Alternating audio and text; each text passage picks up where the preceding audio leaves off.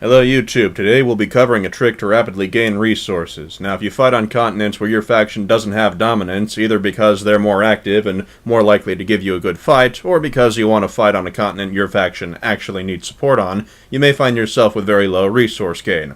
Since resource gain is based off of whatever continent you are currently on, that'd mean the continent you want to be on may offer you 15 resources, whereas another one offers you 150.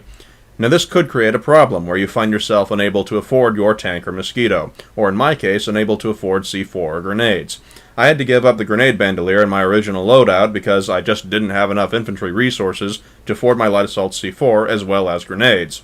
And I still have to be picky about what I spend C4 on. So for those of you out there who find yourselves strapped for resources, constantly logging in to find yourself unable to afford anything more than a flash and without enough C4 to kill a single tank, you might be desperately buying resource boosts. But if you go through C4 as fast as I do, that might not be enough. So you may be wondering, what can I possibly do aside from sit around and wait, stop using grenades or C4, or hang around on a continent we already control with low population where I can't do anything interesting?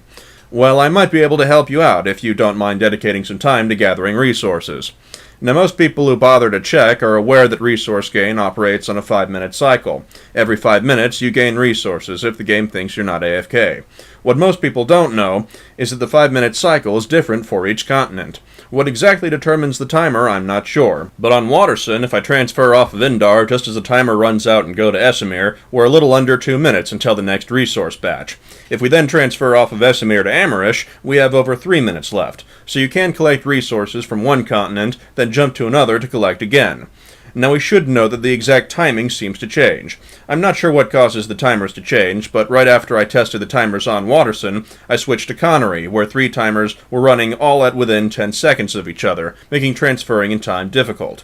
On Matherson, the timers were different for both Connery and Waterson, though there was plenty of time to switch between continents. And a few days before, Connery had different times. If I had to venture a guess, I'd say that the continent resource timers are reset when a continent lock takes place, or another faction gains control of the continent bonus. But that's mere speculation, for lack of an alternative explanation. In any case, the point is that the continent timers change, and them being at different times can allow you to farm resources more rapidly by switching between them. I've observed through lengthy testing that if you've moved or jumped within 2 minutes of the resource drop-off, it will give you the needed resources, even if you're AFK. Discharging your weapon and looking around will not give resources, only motion will. The successful tests of motion and jumping within 2 minutes failed to work when given a 2-minute and 10-second timer, so we can conclude that at least for now, the game decides you're not AFK because you moved within 2 minutes. So if you have less than 2 minutes on the timer until you get resources, and you've moved or jumped, you'll get the resources. Since you can move while in a warp gate, and being in a warp gate doesn't block your resource gain, you can hop between continents to get the resource gains from each. How much gain depends on how much territory your faction controls and the current timers on your server, and these timers will also determine what order you should switch in. But the punchline is that it can be used to rapidly accrue resources if your server's current timers and territory control add up for it. There's also 2 downsides to this method. The first being that the timers and territory control will shift over time. At the moment, the tactic will not work on Connery, but will on Matherson and Waterson. In a week, it could be the opposite. Or you may only have one continent giving you a reasonable supply of whatever resource you happen to want. So the first downside is the random nature of doing this, switching to each continent to obtain resources. The second downside is that it requires you to dedicate time to resource farming. While the warp gates are safe and will allow you to switch between continents with minimal hassle, you still need to perform that switch, which will require you to have moved within 2 minutes of the resource tick and transferred to the next continent each time. This can be a time-consuming process, though it isn't one that requires very much attention. If you have a good internal clock or have a timer of some sort, and you're, say, doing paperwork in real life, trolling forums, or watching YouTube videos, this could be a useful way to obtain resources with minimal attention.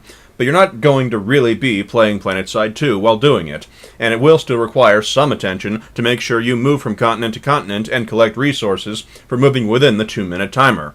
I'd recommend doing it while performing some other task unrelated to Planetside 2.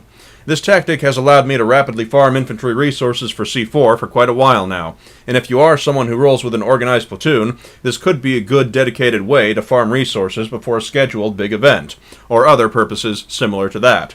I've used this tactic to rapidly farm infantry resources for some time now, so I figured I'd share that with the universe. Thank you for watching, and I'll see you next time.